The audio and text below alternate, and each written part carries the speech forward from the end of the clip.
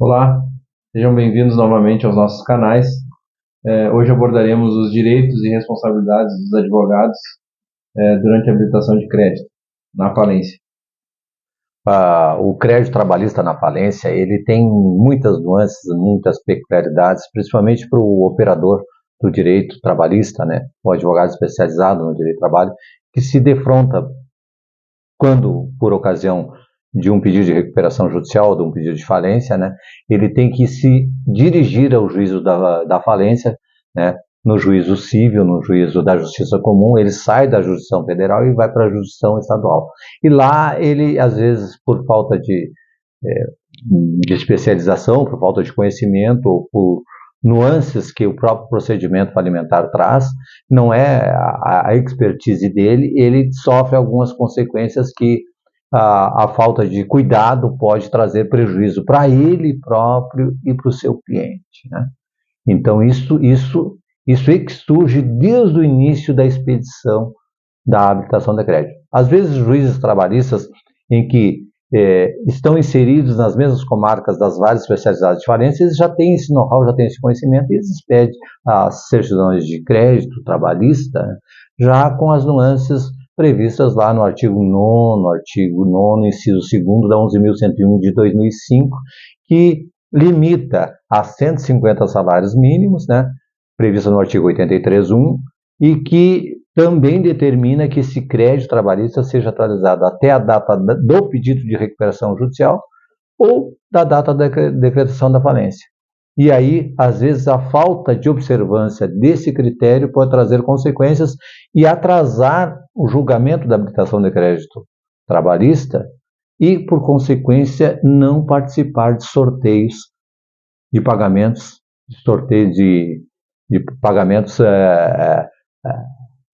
de percentuais durante a liquidação da falência. Isso ocorre muito e às vezes traz certos prejuízos. E aí o advogado que não observar alguns critérios, inclusive previstos na 11.101, quanto à publicação de digitais e a ocorrência de vários prazos. Nós temos lá prazos de 15 dias por ocasião da publicação do artigo 99, né? Nós temos lá depois o prazo de 10 dias a partir da publicação da relação de credores, só nós temos o quadro geral de credores feito pelo falido, né, que decorre o prazo de 15 dias. Depois nós temos o prazo de 10 dias, que é por ocasião da publicação da relação de credores. Olha as nuances e as diferenças de prazo, pessoal, e o tipo de habilitação que deve ser endereçado. Por exemplo, quando decreta a falência e é publicado o edital comunicando a falência, o falido ou o recuperando, ou a empresa recuperando, ela faz uma relação de credores que é publicada junto com o edital de falência ou o edital de recuperação.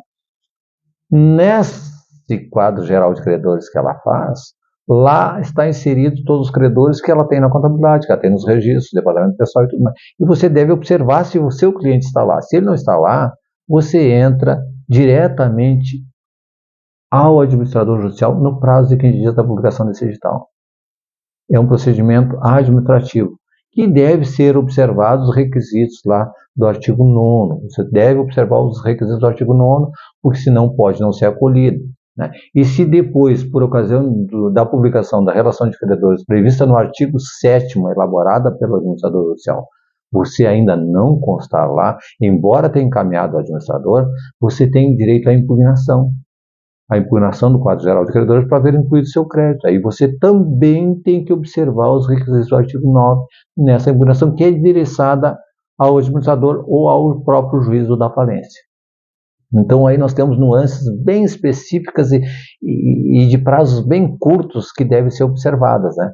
Já por ocasião da homologação e consolidação do quadro geral de credores, após o julgamento das habilitações retardatárias e das impugnações, as habilitações retardatárias, elas são assim consideradas antes da publicação e homologação do quadro geral de credores, ou seja, a consolidação do quadro geral de credores determinada pelo juiz da falência que o administrador faça em face do julgamento das habilitações retardatárias e das impugnações, né, após esta publicação, tem 10 dias para entrar com uma impugnação ao Código Geral de Credores. E esse procedimento, pessoal, chama-se pedido de retificação do quadro geral de credores previsto lá no artigo 10, parágrafo 6º. É um procedimento ordinário que está previsto no CPC. O que quer dizer isso para você que é advogado trabalhista? Um procedimento ordinário do CPC previsto na Lei 11.101 é que, como os prazos fluíram e você não observou nenhum deles, ou por falta de cuidado na hora da habilitação, ou por falta de algum documento não foi acolhido, por falta de um detalhe que não foi observado, você vai lá para o procedimento ordinário, ou seja, você tem que juntar a cópia da reclamatória, da sentença, do acórdão, do trânsito julgado, do cálculo, da homologação, sempre observando ainda os requisitos previstos no artigo 9º. E aí o juiz julga, mas cuidado, muito cuidado nesse detalhe aí, porque você pode ser responsabilizado se você não pedir a reserva de seu crédito, porque o procedimento falimentar, ele não para ser julgado os procedimentos esses aí.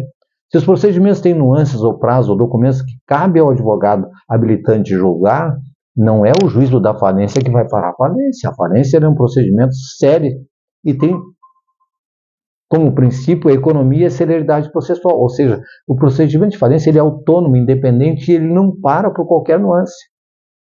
Ele não tem nada a ver com os créditos trabalhistas, não tem nada a ver com as reclamatórias, ele não tem nada a ver com as impugnações, não tem nada a ver, pessoal. Ele segue o curso normal. Se não for observados esses prazos, o juízo da falência vai determinar o início da liquidação com a venda do ativo, com a venda de todos os bens arrecadados pelo administrador e pagamento do passivo, de acordo com o artigo 83. Mas não é só o artigo 83. Lá no artigo 151 da 11.101 tem uma característica específica que o advogado deve observar. Que se durante os últimos 3 meses, antes da falência ou antes da recuperação, o falido ou o liquidando não pagou os salários dos funcionários, até o limite de 5 salários mínimos, você pode pedir de imediato em um pedido apartado. O pedido do artigo 151 é específico, você tem que provar e fazer lá, porque ele é pago tão logo entre o primeiro dinheiro de leilão. Ele não precisa nem entrar em quadro geral de credores, pessoal. Ele é pago de imediato, a lei prevê isso. E às vezes, por falta de conhecimento, o advogado não pede, e aí, se não há dinheiro suficiente ali na frente para pagar todos os créditos trabalhistas, ele perdeu a oportunidade. E se ele perdeu a oportunidade e o cliente dele ficar sabendo, tem responsabilidade.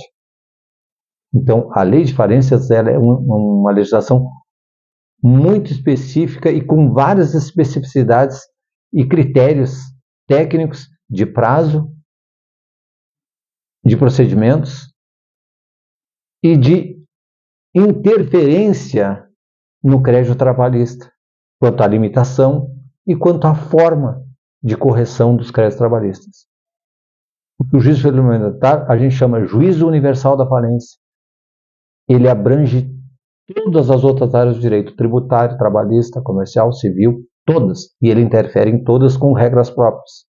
Por isso que, a par de você ser um especializado no direito do trabalho, a falência ela tem nuances específicas que devem ser observadas.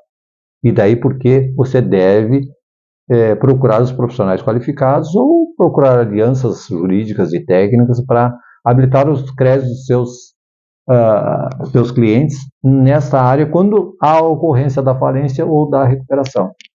DigitalLex vem aí com uma proposta diferenciada para dar esse suporte aos colegas e no mundo do direito, ninguém é obrigado a saber todo mundo, né? E o foco e o superfoco num ramo específico do direito às vezes nos tira um pouco a capacidade de estudar outros ramos, até por causa da abrangência do direito nos últimos anos, nas últimas décadas, né? DigitalLex é a solução. Obrigado, pessoal. Até a próxima.